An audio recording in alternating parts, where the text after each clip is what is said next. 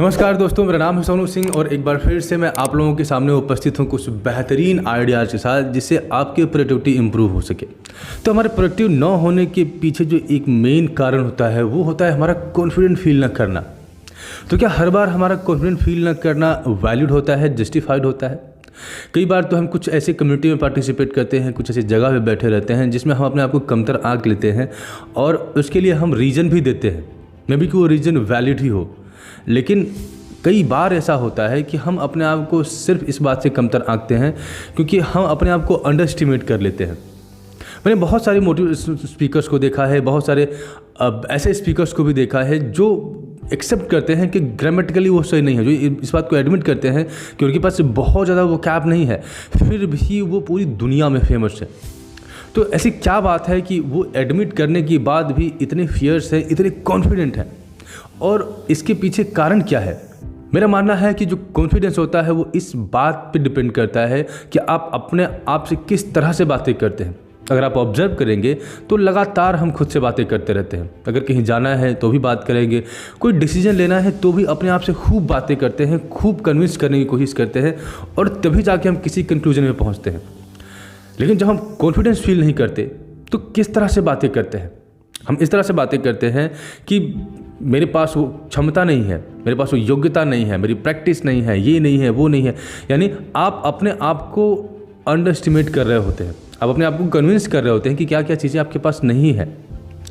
अगर वो स्पीकर्स जिनकी ग्रामेटिकल कॉन्सेप्ट अच्छे नहीं हैं या फिर जिनके वोकैब्स अच्छे नहीं हैं, वो भी अपने आप को दुनिया के सबसे बड़ी मोटिवेशनल स्पीकर्स के रूप में साबित कर चुके हैं। मैंने रिसेंट की एक वीडियोज़ में देखा कि मिस्टर संदीप माहेश्वरी ने खुद इस बात को एडमिट किया कि एकेडमिक वाइज वो बहुत अच्छे नहीं थे, यानी पढ़ाई लिखाई में वो बहुत ज़्यादा इंटरेस्ट नहीं लेते थे, लेकिन फिर भी आज वो इंडिया ही नहीं पूरे वर्ल्ड के सबसे बड़े मोटिवेशनल स्पीकर्स हैं। तो आपका कॉन्फिडेंस इस बात से आता है कि आपकी स्ट्रेंथ क्या है, किस चीज़ से आप अपने आप को आइडेंटिफाई करते हो। अगर आप अपने इस बात से आइडेंटिफाई करते हो कि आपके अंदर कमियां क्या है तो डेफिनेटली आप नर्वस फील करोगे। अगर आप अपने आप को इस बात से आइडेंटिफाई करते हो कि आपकी स्ट्रेंथ क्या है तो डेफिनेटली आप अपने आप को कॉन्फिडेंट पाओगे। तो अगर आप अपने आप को कॉन्फिडेंट बनाना चाहते हैं तो जिस तरह से आप खुद से बात करते हैं उस तरीके को चेंज करना पड़ेगा। अपने आप को अंडर एस्टिमेट करना बंद करिए, क्योंकि अगर 10 रीजन ऐसे हैं जिसमें आप कम हैं तो 10 ऐसे ही रीजन अवेलेबल हैं जिसके बदौलत आप कॉन्फिडेंट फील कर सकते हैं।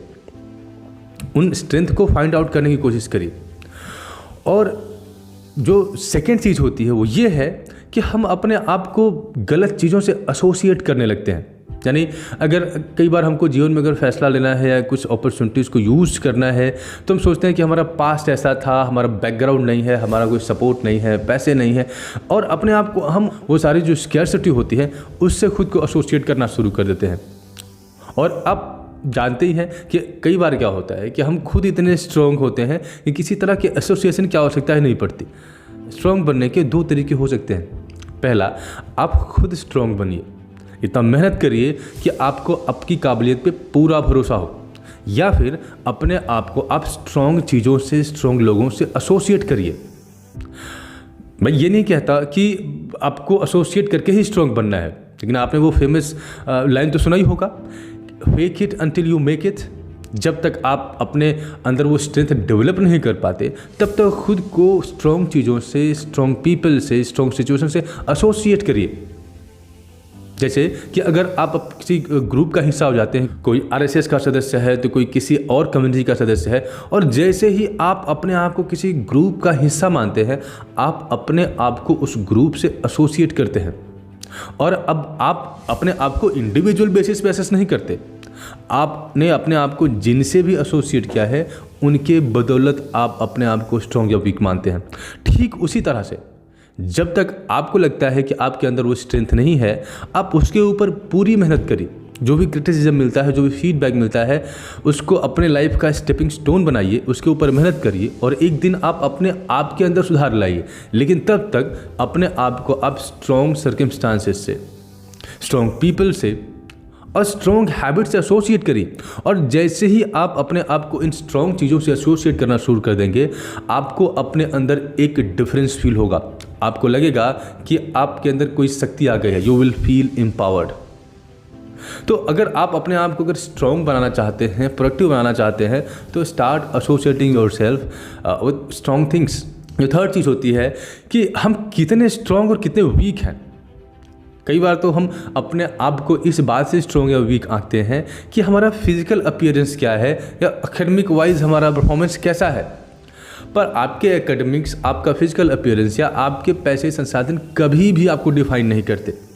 अब दुनिया के जितने भी बड़े अचीवर्स को देखेंगे, उन्होंने अपने आप को बहुत ही स्ट्रांगली डिफाइन किया, और उनका खुद को डिफाइन करने का जो आधार था वो उनके रिसोर्सेस नहीं थे, उनका स्ट्रांग विल था, उनकी विल पावर थी।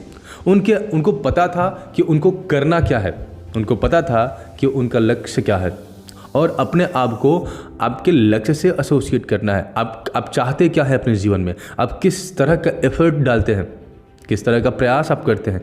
ये चीज़ें हैं जो आपको डिफाइन करती हैं, ये चीज़ें हैं जो आपको वीक या स्ट्रॉन्ग बनाती हैं।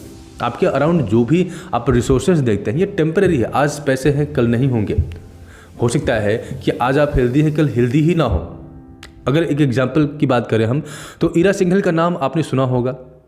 Yes, she was physically disabled, पर उन्होंने यूपीएससी के एग्जाम में फर्स्ट रैंक हासिल की। तो क्या उनकी डिसेबिलिटी ने उनको डिफाइन किया? नहीं, उन्होंने अपने दिमाग में अपने आप को डिफाइन कर लिया था।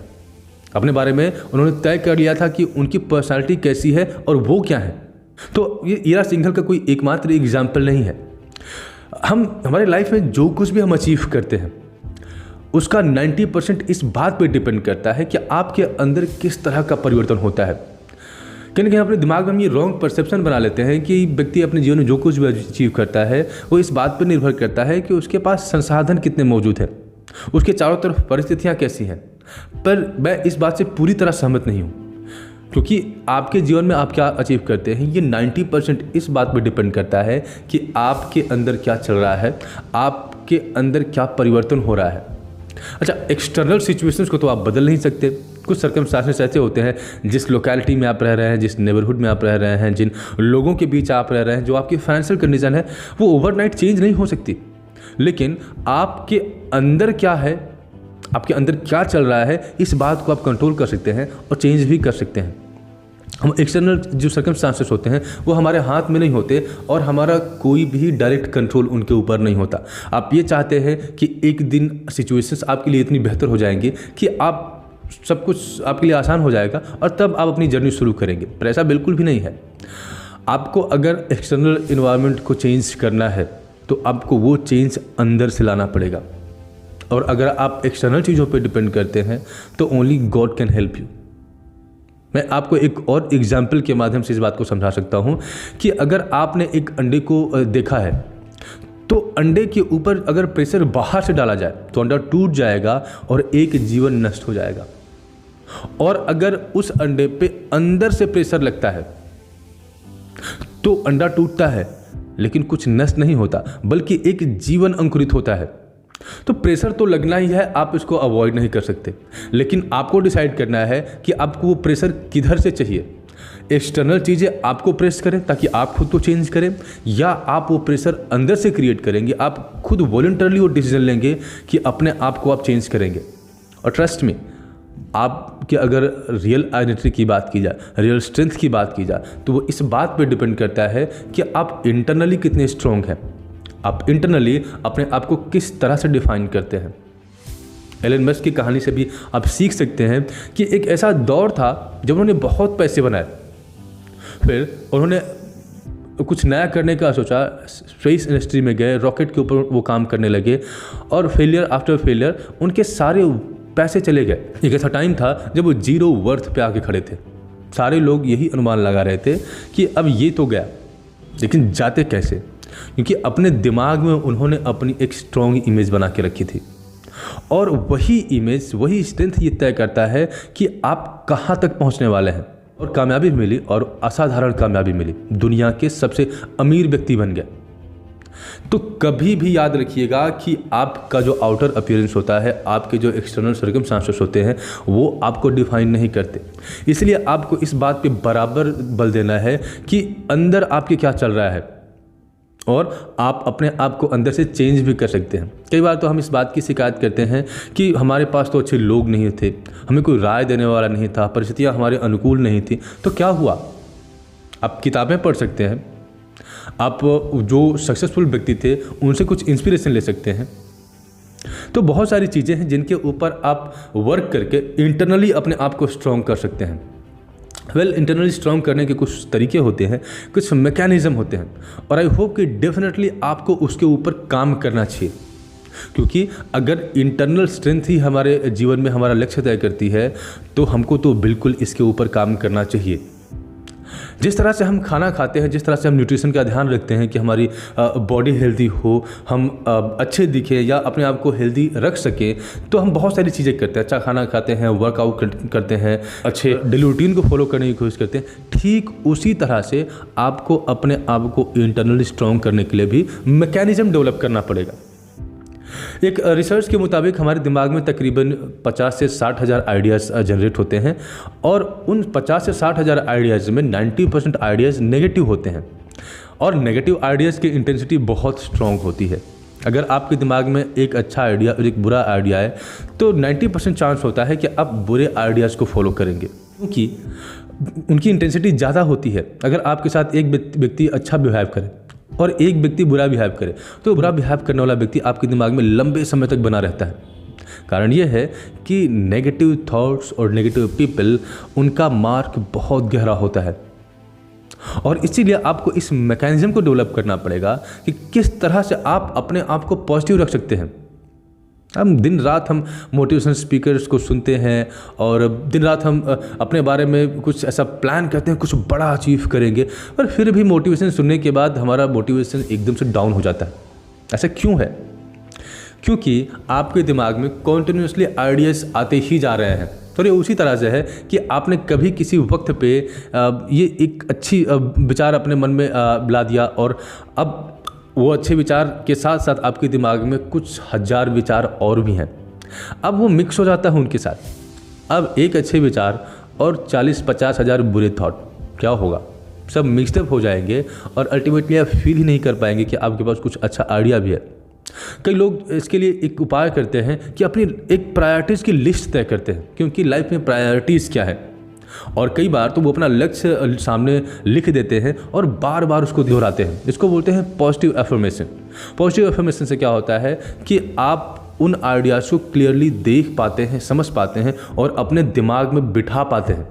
और जब आपके सामने आपकी प्रायोरिटीज़ है, आप पॉजिटिव एफर्मेशन की हेल्प ले रहे हैं, तो नेगेटिव आइडियाज़ से आप बच जाते हैं। क्योंकि जब भी वो आइडियाज़ आते हैं आप डॉज करते हैं, खुद को बचाते हैं उनसे।